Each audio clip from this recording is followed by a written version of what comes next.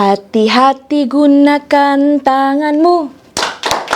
Hati-hati gunakan tanganmu. Ada Youth for Christ. Halo teman-teman, kita berjumpa lagi di acara Youth for Christ. Dan masih ingatkah dengan saya teman-teman? Kalau yang belum, salam kenal lagi ya. Nama saya Janet Josephine Mintarjo dan saat ini sedang melayani di GKI Bromo Malang. Nah teman-teman, seperti lagu tadi, lagu sekolah minggu kita, hati-hati gunakan tangan, mata, mulut, semua yang kita miliki.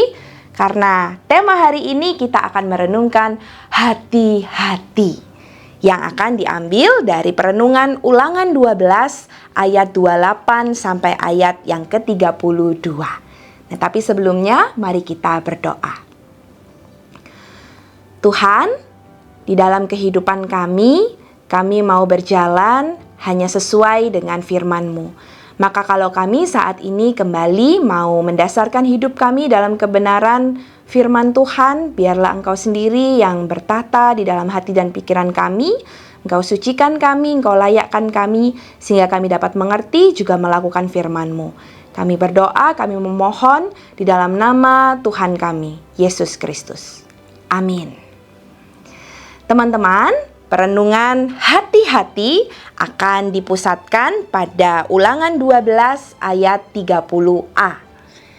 Ulangan 12 ayat 30a mengatakan, "Maka hati-hatilah, jangan sampai engkau kena jerat dan mengikuti mereka, setelah mereka dipunahkan dari hadapanmu." Teman-teman, salah satu nasihat yang seringkali kita dengar barangkali adalah kalimat hati-hati, hati-hati, dan hati-hati. Nah, nasihat itu diberikan memang karena ada potensi terjadinya suatu kecelakaan yang tidak dapat diduga. Musa di dalam ulangan tadi juga mengingatkan umat Israel agar mereka juga berhati-hati. Hanya karena Tuhan sudah memunahkan musuh-musuh Israel, bukan berarti ancaman itu sudah hilang. Dalam hal yang menyangkut ritual, selalu ada yang bersifat laten, yang bersembunyi, yang dapat muncul sewaktu-waktu. Nah, Musa sadar betul potensi ancaman tersebut. Itu sebabnya ia mengingatkan umat Israel. Apalagi bila terkait dengan cara beribadah. Orang bisa dengan mudah tergoda dan oleh karena itu lalu meninggalkan yang lama untuk beralih ke yang baru. Ibadah bangsa-bangsa lain mungkin menarik perhatian umat, tetapi hal itu tidak sesuai dengan ketetapan Tuhan. Yang menarik belum tentu membawa pada keselamatan. Sebaliknya, bisa saja justru menjauhkan umat dari Tuhan. Itu sebabnya Musa mengingatkan umat agar berhati-hati. Hati-hati agar tidak mudah tergoda dan terpesona dengan yang lain. Peringatan itu juga perlu disampaikan oleh Musa sebab Israel baru saja keluar dari Mesir dan belum tahu banyak tentang ibadah dari bangsa-bangsa lain. Teman-teman, kalian pasti pernah mendengarkan ya ungkapan yang mengatakan bahwa rumput tetangga itu selalu lebih hijau. Begitupun dalam hal ibadah. Bisa jadi ibadah di tempat lain nampak lebih menarik. Nah, pesan Musa juga berlaku untuk kita. Ia mengatakan hati-hati. Yang nampak menarik itu belum tentu sesuai dengan kebutuhan iman kita. Terhadap banyak hal baru yang kita jumpai, sebaiknya kita juga mengingat pesan Musa, prinsip kehati-hatian. Bukan paranoid tentu saja, tetapi hati-hati akan menghindarkan kita dari hal-hal yang tidak kita inginkan.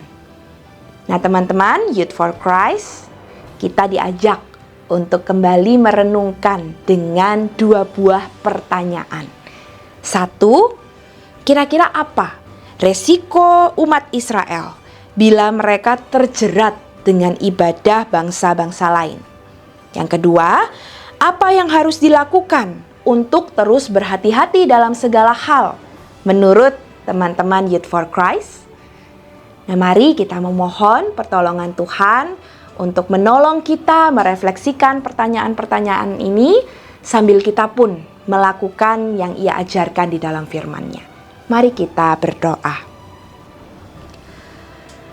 Tuhan, dalam satu hari kami kerap menemui satu bahkan lebih tantangan.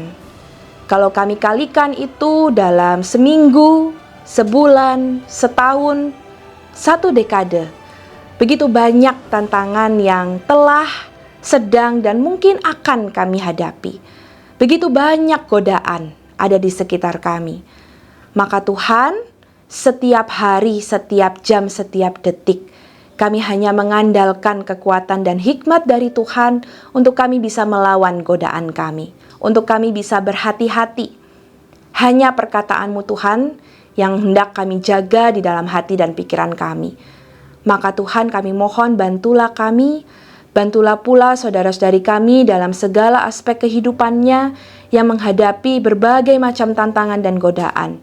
Biarlah Tuhan, godaan-godaan itu tak melemahkan iman mereka, tak membuat mereka lari dan kabur dari setiap hal yang sesungguhnya dapat menjadikan mereka makin murni di hadapan Tuhan. Biarlah Tuhan, hanya dengan kekuatan-Mu kami bisa melalui hari-hari kami. Kepadamu sajalah kami berdoa dan memohon. Kami berdoa dan memohon dalam nama Allah Bapa, Putra, dan Roh Kudus. Amin. Demikian teman-teman Youth for Christ renungan kita hari ini. Sampai bertemu dalam renungan-renungan selanjutnya. Dan jangan lupa terus ikuti Youth for Christ, like, subscribe, dan sampai jumpa. Tuhan berkati.